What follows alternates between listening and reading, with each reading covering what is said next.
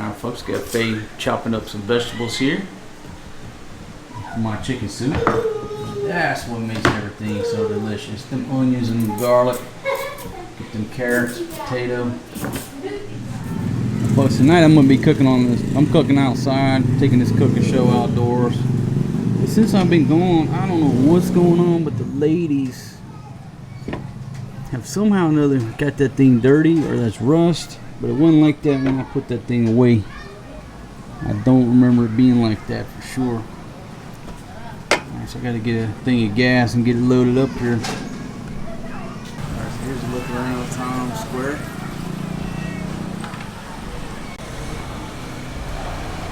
Over where the sun sets over the mountains. Alright folks, welcome you to my cooking show tonight. So starting off, fucking didn't get this thing good and greased up from the last time we used it, and it got a little bit of rust on there, and that's what'll happen with any cast iron if you don't put a light coat of oil on it after you use it. But it's no big deal. Basically what I do to clean it, I just boil some water for about 5 minutes. It clears that rust right up. So I got to clear that up. I'm gonna dump it over there in the Force G swimming pool. There's a little hot tub over there. That way I can get immediately back to cooking. Got a rolling boil. Oh yeah, that rust coming on out of there, no problem. No problem whatsoever. And while that's going, let me just kind of give you a look around here. What I got going on, some vegetables, chicken. And I'm gonna make creamy chicken soup again. Homemade creamy vegetable soup, vegetable chicken soup, because it's delicious. Alright, so I think for the most part, folks, I got the thing cleaned up. I'm gonna dump it over here in this hot tub since it's still scalding hot water. So there you go folks, that's pretty much all I do. All I do is just boil it. Just take a rag and wipe it out. No need to put any cleaner or anything on here. Most of that rust just wipes out of there. And again, that's from wife number one saying that she oiled it, but she didn't. There you go. What you gotta do is heat that thing up. You know, if you got an oven, you just put it in the oven. That shit'll pop off of there most of the time. Get it all nice and clean and fresh. Crisp and ready to rumble. There we go. And the lid right there. Just clean that lid off the cast iron combo cooker.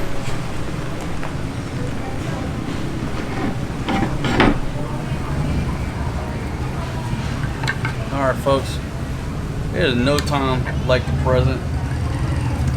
Let's get this thing going. See if we can't get a little tune out of this here trombone. I like to go ahead and saute my chicken, my onions, and my garlic. That's just the way I like to do things before I start the soup. Number one, to make sure that the chicken is fully cooked. And number two, I think it tastes better.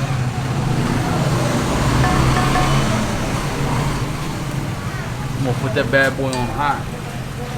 Get that oil nice and hot.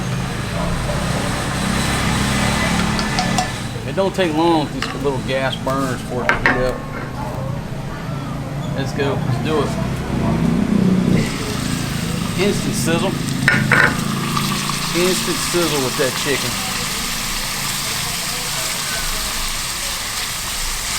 Oh yeah.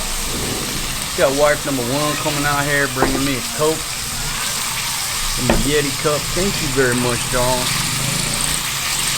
Looking so beautiful. Alright folks, so in goes the garlic. Just the garlic and the onions.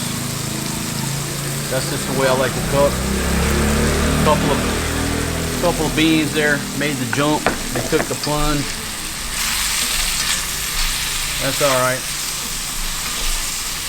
And just get this going here.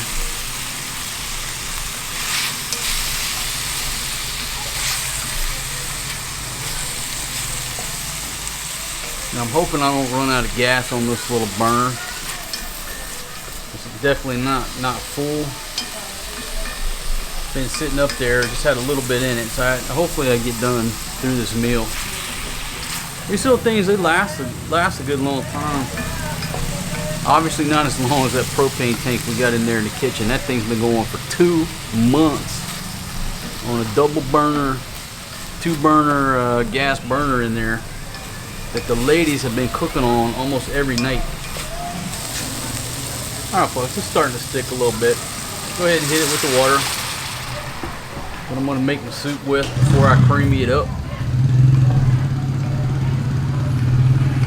A little bit of water going in there. And no time like the present. Going in with the beans and the carrots. And there's that Knorr flavor cube. It's a chicken flavor cube. They always bring one, but I end up putting 2, so I don't know why they don't just bring 2 of them bad boys.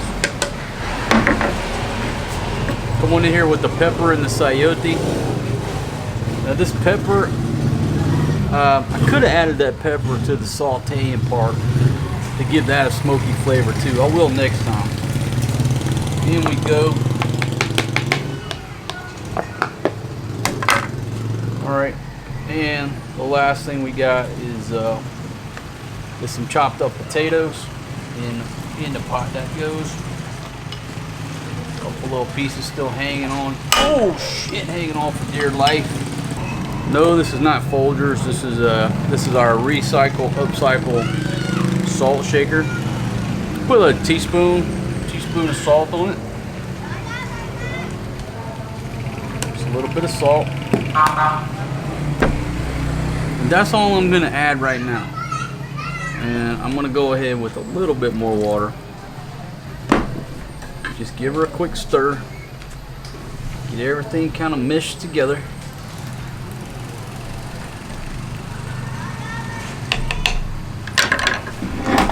And pop the lid on there from the Lodge Manufacturing 3.2 quart cast iron combo cooker. Folks, great piece of gear, made in America by the good folks down in South Pittsburgh, Tennessee. You cannot get a better piece of cooking gear that comes together, because not only does this serves as a lid with a handle, but it's also a second skillet. This thing's everything from a Dutch oven to 2 skillets to it's versatile. And that right there is a perfect place to crack an egg on. I assure you. If you're making eggs, you crack an egg on there one time, the egg won't drip, it won't spill. Crack it, drop it in there, put your egg there. It's a magical egg cracker device right there. And I'm just going to sit back and let that boil. So folks, it's overlooking Times Square behind me. I don't have a whole lot to report today.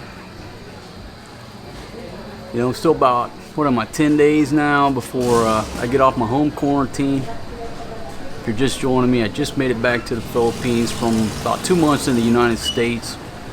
You come back into the Philippines, you have to take a COVID test. And, you know, as long as you're negative, you get to go home, but you have to stay at the house for 14 days. I got no problems with that. They let me back. You know, basically, check out that video, but, you know, they made an exception for spouses of Filipino citizens, and also if you have minor children over here. So I'm glad to be back with Forrest G. As soon as this lockdown is over, I'm going to get to go see my Maria Mercedes. So it's all good, folks. I'm not complaining. I'm just enjoying being here and making the best of it. Thinking about firing up a live stream tomorrow. I actually figured out how to sort of put this rig together, where I got my iPad here and my iPhone here, which broadcasts the live stream, kind of married together on the same tripod.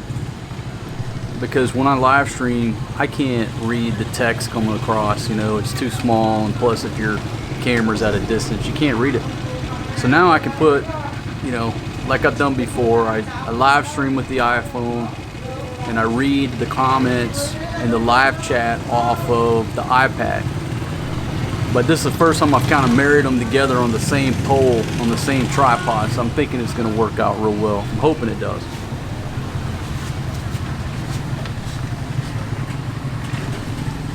So here's a hub of activity.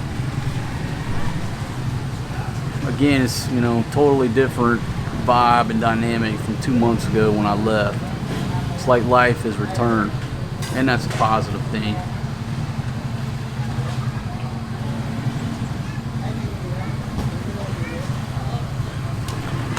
I was talking to Benny the Mac today. He said he ordered up some lobsters. And man, bro, shout out to you, but I'm gonna think about them damn lobsters all day, man. Just thinking about how I would cook them, what pot I would put them in, what spices. So I'm waiting on you to send me a picture of them lobsters, bro. But you done got me hungry for a damn lobster. And I think the last time I saw a lobster was when we went up to, what's it, 100 Islands up north. What is that, Pangasinan? Took that little van trip, that road trip up there, and we stopped at a market on the way up there. And they had all kind of seafood there. But yeah, I said, man, you done got me hungry for damn lobster, bro. I don't know if I find any lobster around here. Probably find some shrimp. And maybe that's what I'll tell the ladies to do, because they already bought some tilapia today, but they're gonna cook it tomorrow. That don't make any sense, but they did. So I'll probably send them after some shrimp, and tomorrow it'll be fish and shrimp night. Maybe try to fry those shrimp. Maybe that's what I'll go for, if I can find some cocktail sauce. Anyhow, folks, thanks for joining me. Beautiful day, and it's just about all I gotta say, you know. Life is good.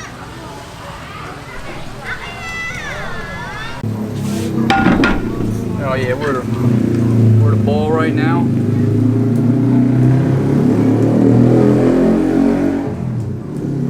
That's perfect on the water level.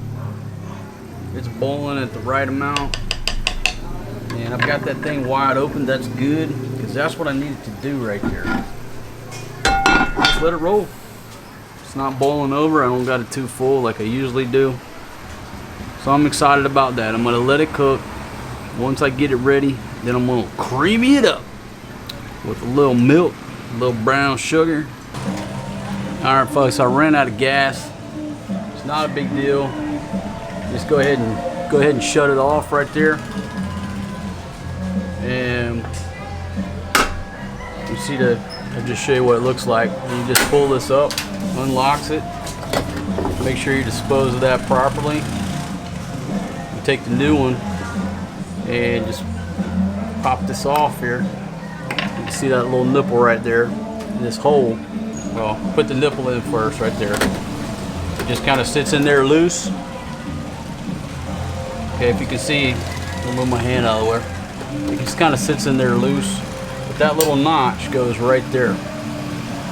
And once you put that notch in there, shit, it just basically sits there, right? So it's loose. You come over here and lock this down. Boom, it's locked in there. Close that up. Fire it back up. All right, so we're back in business. I thought that was gonna happen. It did. No big deal. No big deal. You can change that out real quick. Like, it's not scary. Real easy to do. It's pretty much idiot proof. You can't screw it up. We're at a rolling bowl.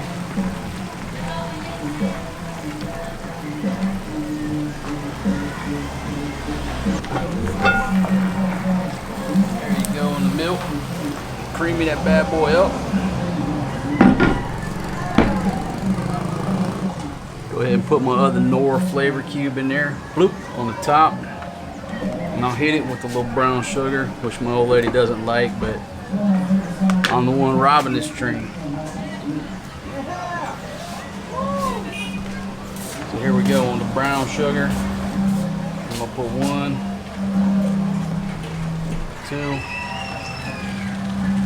3 scoops, and that's what makes it delicious. Now again, what would really make it creamy is if I had a stick of butter. A stick of butter, stick and a half of butter, and that is what really sets this off. But I don't have a stick of real butter. I got that local butter. It don't taste right. I don't put it in my meals anymore. I gotta go up to the Walter Mart, get some real butter to go in there. May need a little more water, honey. That's enough, Louie. Debbie. Honey, who's cooking? Who's doing the cooking? Honey, that's enough. It looks good, huh? Alright folks, so wife number 1. Sleep now. Oh no. The boy's sleeping? Alright. Of course, you went to sleep early, my friends. It means you're gonna wake up about midnight and then want to play. But wife number 1 just went ahead and tested the potatoes. They are done. And look at that. It is thickened up enough. By the time I turn this off, which I'll do right now, and let it rest, this is gonna be a perfect cream of chicken soup. Cream of vegetable chicken soup. It's gonna be delicious. Slap that lid back on there and just let it rest. Let it thicken up naturally.